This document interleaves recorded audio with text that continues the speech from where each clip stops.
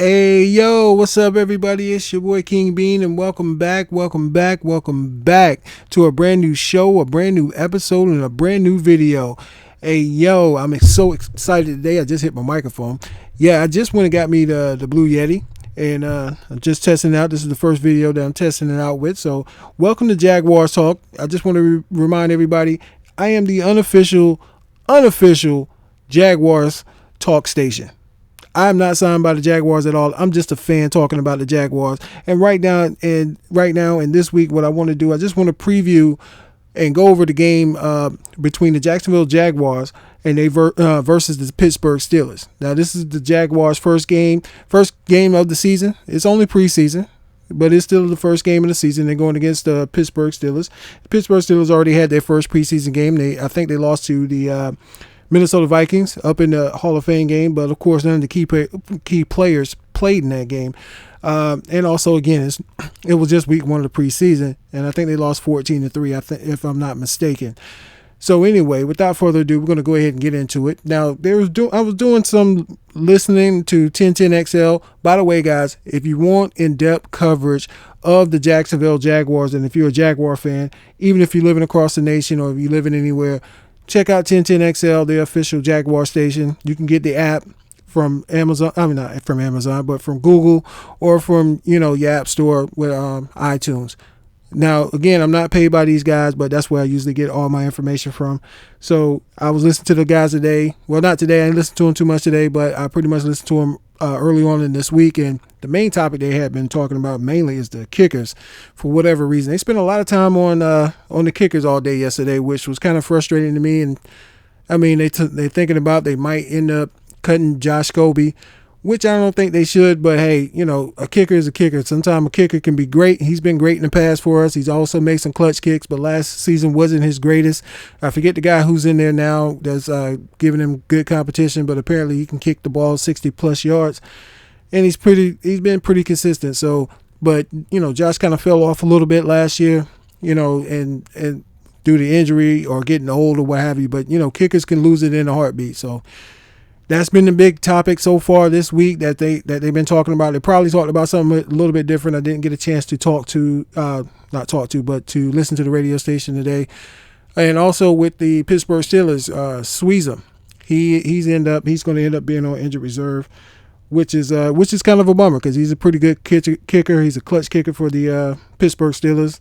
I'm not a Pittsburgh Steelers fan, but there's a lot of Pittsburgh Steelers fans. I guess they're all across the nation, but there's a lot of them here in Duval County and Jacksonville, Florida, because they always show up at the stadium. I mean, even in the heydays during the 90s, they were showing up to the stadium when we were in the AFC North and going against Jerome Bettis, the Hall of Famer, when he was there. When they had Slash there, Cordell Stewart and Greg Lloyd and those guys there, those cast of characters there, they always showed up at the stadium, and that stadium was always full and was always rocking. And I still remember back in the day when Bill Cowher was on the sideline, and I can't remember who picked up the block punt, the block field goal or the interception or something. He ran back, and you could see Bill Cowher want to run on the sideline and tackle the guy. He was so upset, and we ended up winning that game on Monday Night Football, which was great. I wish I could pull up the stats for you, which I probably could, but I'm not going to do it right now. So anyway, getting into this first preseason game, I think there's some key things that we should be looking out for especially if you're a Jaguar fan like I am. This is the first game. Understand that, guys. This is the first game. We shouldn't get too high or too low on this team if they win or lose this game, because it's just a preseason game. I think some of the key things that we have to watch out for is the offensive line play and how well do they protect Blake Bortles and how well can they open up lanes for the running backs. Because we're going to have to still have a balanced attack to win in this league, because we did not throw the football very well last year. But, again, we didn't run the football very well last year as a team. And I know I keep saying that's just the fan in me. Okay, the Jags have to play a lot better. I think this is going to be a great year and a great test for progression to see where we're going. I do believe that the Jags are on the right track. They're on the right track to rebuilding this franchise, but it's always going to start in the trenches, no matter what happens in any sport. Anytime you're playing football, the most important thing is the offensive line. You have to have good cornerstones. You got to have great left and right tackle. You got to be able to push men off the line, especially when it gets late in the season where passing the football, although this is a passing league now, especially the way the league has been going, you still have to run the football from time to time to eat up a lot of clock. One of the misconceptions of like the Denver Broncos, for example, was with Peyton Manning. Peyton Manning eats up a lot of clock.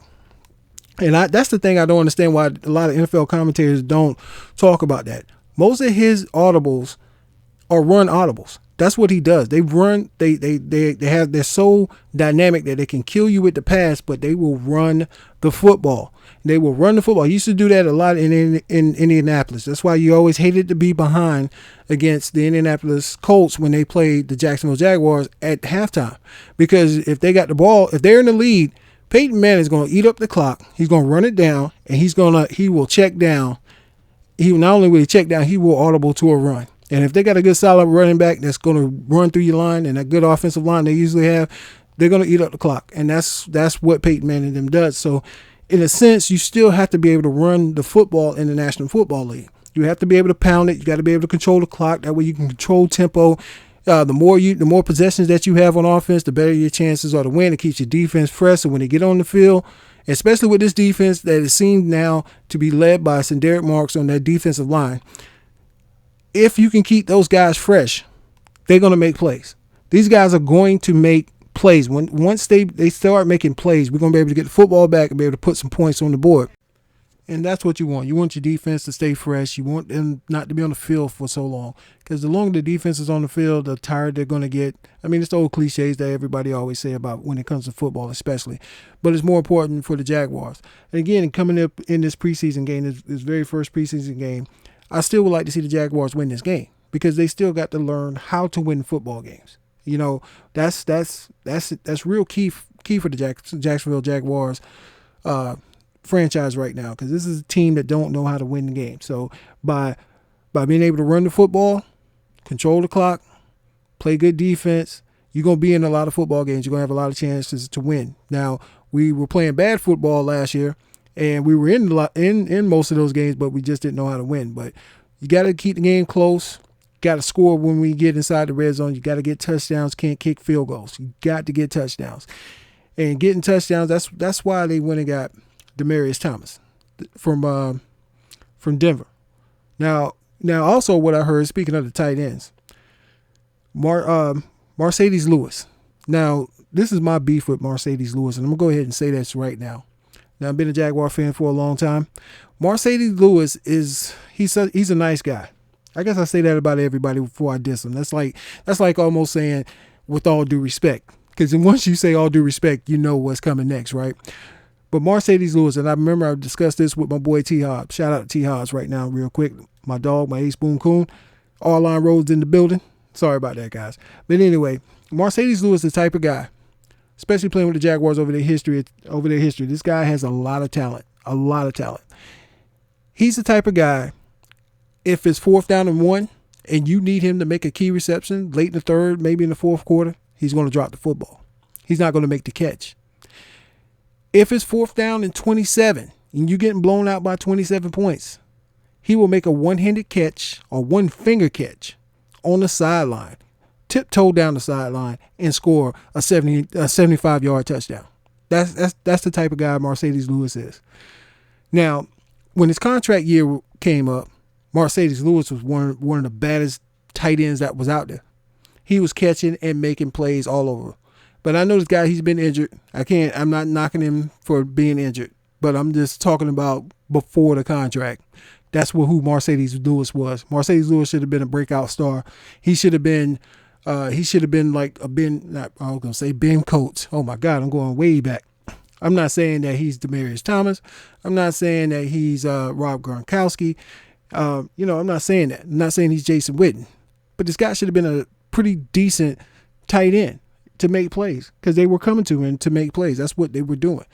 So, but they saying that he's having his best camp, but God knows, everybody's having their best camp. You never really hear about anybody struggling in camp. Everybody's having the best day or what have you. So anyway, getting on to some of the preseason notables. Like I said, everybody's not going to be playing in the preseason. Of course, with Pittsburgh, Ben Roethlisberger is not playing. He's not going to play in this game. Why should he? He's already proven himself. He doesn't have to play. Le'Veon Bell is not going to play. He'll probably play more of a season, season week 3, week 4, but he's not playing. So it's going to be a lot of backups that the Jaguars are going to face against the Pittsburgh Steelers coming up this season. Well, coming up in this first preseason game. So, like I said, again, we can't get too high and we can't get too low. You're just looking at for key battles, especially you want to see how well that offensive line is going to hold up against Pittsburgh's defensive line. How they're going to win these battles, and if they're going to open up holes for the Jacksonville Jaguars running backs to get through there. I would like to see T.J. Yeldon get some good carries. I hope he's in there so he can make some plays. I like Toby Gerhart, but the only problem with Toby Gerhart, he can see the hole, but he can't get there. Denard Robinson, I want to see him more of like a Percy Harvin type running back, because he's got a lot of top end speed, but I don't know he just doesn't do it for me at running back. But I would like to see him like in a Percy Harvin role, the change of pace type of guy, be able to catch the ball out of the backfield, run some jet sweeps with this guy, maybe some quick screens with him so you can get him in the open field. That's where he's most dangerous at. So anyway, some of the players that's not going to play with the Jaguars is Jaguars defensive end Chris Clemens. He's not likely to play the season opener, still recovering from a knee injury. And, of course, Marquise Lee. My man, Marquise Lee. Wow. Marquise Lee was a very talented wide receiver coming out of USC. High accolades. And it seemed like he can't really stay on the NFL squad. I think this is his 3rd or 4th year in the league. He's been with the Jaguars. This will be his 2nd year. But, again, he's not making any key plays. He made a few key plays last year against the Giants, and I forget who else he made. But he's been injured a lot, and he's got this hamstring. So hopefully, they sit him out, that he'll be a whole lot better coming back. Got Allen Robinson out there at the number 2 wide receiver, I believe, and Hurd or something. I can't remember the guy's name from Miami. I'm sorry, this is really bad. I should have wrote this notes down, but I didn't. So please forgive me for that. So hopefully the wide receiver, because without Justin Blackmon, and again, I stated in my last video, Justin Blackmon, he's out. More likely probably done with the NFL. Hopefully get his life straight, but that's kind of a big setback, especially with the Jaguars with no veteran wide receiver presence. That could be a problem, but this is a young squad with Blake Bortles back there, and maybe they can meld together and become a real force, a real core group of wide receivers that will begin to grow together and become explosive. We do need explosiveness in this offense. And with the Steelers, they just signed wide receiver David Nelson. David Nelson, he's coming in. He signed with the team on Wednesday. He had 138 catches for 1,530 yards and 10 touchdowns over his career. So he's a pretty decent wide receiver. He's somebody that they can use. But, Brown on the other side, that dude Brown for the Pittsburgh Steelers ain't no joke. He ain't no joke. That dude ain't no joke. That guy is, man, he's probably one of the most, as highly rated as he is, he's probably one of the most underrated wide receivers that's in the league. But this guy is explosive. He can catch the ball over the middle. He can go deep. He's not afraid to get hit. He's not afraid to hit anybody. That's what Brown does for you. Well, hopefully Brown won't do that against the Jaguars. I don't know. I'm not sure if he's going to play or not, but he may play. Who knows? So, what do you guys think? What do you think the Jaguars going to do in this first preseason game? Are you going down to the stadium? If you're in Jacksonville, you're going down to the stadium. I wish I could go, but I have to be at work. The game kicks off at 7:30. It would be nice, man. They just added some new amenities, man. They got the FanDuel. Yeah, I said it right, FanDuel. FanDuel is sponsoring over there near the pools. Yeah, that's right. I know the rest of the nation is jealous that Jacksonville Jaguars got pools. That's right. The Jacksonville Jaguars got pools, and it's going to be a party up there. That's what we're going to have. And they also got some new thing I saw today on the news where it's almost like you're on a terrace, and they're going to have your own personal butler there. I would assume. Maybe I'm using the incorrect term. But you're sitting up top. It looks really nice. You got a nice view. You got unlimited drinks at an open bar. How cool is that to have an open bar, especially if you're old enough to drink? And if you got the money for that, I bet you it costs a pretty penny to sit up there. But it's really nice. Nice, comfy leather sofas. That's why I said Mr. Khan is doing it way big here in Duval County. He's getting this. Man, everybody's excited about the Jaguars. I'm telling you, Jacksonville is the place to be. The Jaguars, especially if they turn the season around, They turn this season around and have a really good season. We're going to be the envy of the league. Going to really be the envy of the league. That's what Jacksonville needs to do. We've been a laughing stock for the past 10, 12 years now in the NFL. Everybody hated us since the Super Bowl because there was nothing to do in Jacksonville, which is true. There's never nothing to do in Jacksonville. Everything's all spaced out. But you know what? We did appreciate people coming to Jacksonville, especially for the Super Bowl. We were glad to show off our city. They really couldn't say. Only thing they could say bad about Jacksonville really was nothing to do. It wasn't like they had that was the worst. That was the worst thing they could say. It was just nothing to do here in Jacksonville. But we treated most of the people treated everybody really well. And yeah, we took offense when Tony Kornheiser talked bad about us. We take offense about it all the time because we treated people really well. I can honestly tell you, when I was down there for the Super Bowl in 2015, it was an amazing experience. Now, the worst fans in the world, and I'm going to say this right now, I don't care who's listening, it wasn't the New England Patriots. It was goddamn Philadelphia Eagles. Those guys there were terrible. They were terrible. They were getting in fights and everything else out there, especially at the Jacksonville landing. I saw one guy get hit in the head with a bottle. He kept harassing this chick, and that chick reared back and hit him in the head with a bottle. I mean, he's gushing blood. Police officers on horseback came down there, and they were like, they saw the guy. They ended up taking the guy to jail, and the lady had told him what happened. He kept harassing, so she hit him with a bottle. But yeah, that's what those Philadelphia Eagles fans get, man. I swear they're terrible, man. They're terrible. I don't want Philadelphia back in Jacksonville. Yeah, I said it. I don't want nobody from Philadelphia back in Jacksonville. If that offends you, oh well, get out of Duval County. Yeah, so but yeah, we're all excited. The season's starting up soon, and hold on, let me grab the schedule real quick. I'm sorry, this is still some bad radio, but I'm saying bad radio like I'm on the radio. I'm not on the radio. I'm sorry about that. Anyway, the Jacksonville Jaguars, they you got the next game against the New York Giants, where of course we always love Tom Coughlin. Tom Coughlin, man, we have to thank him each and every time for being the first head coach of the Jacksonville Jaguars. Sorry he didn't make it to the Super Bowl with us. I wish he could have taken us to the promised land, but going up to New York, and we always got much respect for Tom Coughlin, no matter where he goes. He's a class act. He's the type of guy who has the J Fund, which was started down here in Jacksonville, and he always come back every year, and they have the golf tournament to raise money for cancer, and that's always good. So shout out to Tom Coughlin, man. And, right now, if you're sitting down, you need to stand up and give that man a standing ovation, especially you New York fans. I think y'all take this man for granted. I wish we'd have had him back here, but, where things were going at the time, it was a bad time, and it was time to make a change. But in retrospect, I wish he could have stayed and stuck it out. But I'm glad for him and his family, because that's a good man right there. He's tough, he's hard, but he's fair, and he's consistent. And you New York Giants fans should be happy that you have him, because you got 2 Super Bowls because of him.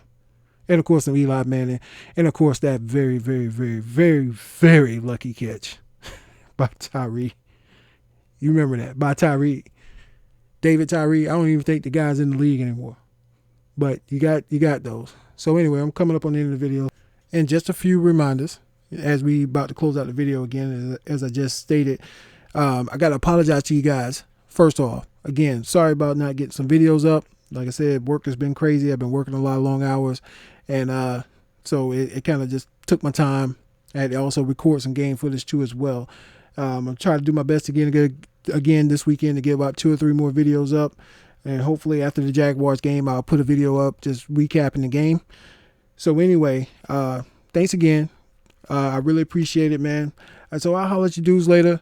It's your boy King Bean. And don't forget to comment down there. Tell me what you think what's going to happen in this preseason. I'll holler at you dudes later. One love. Peace.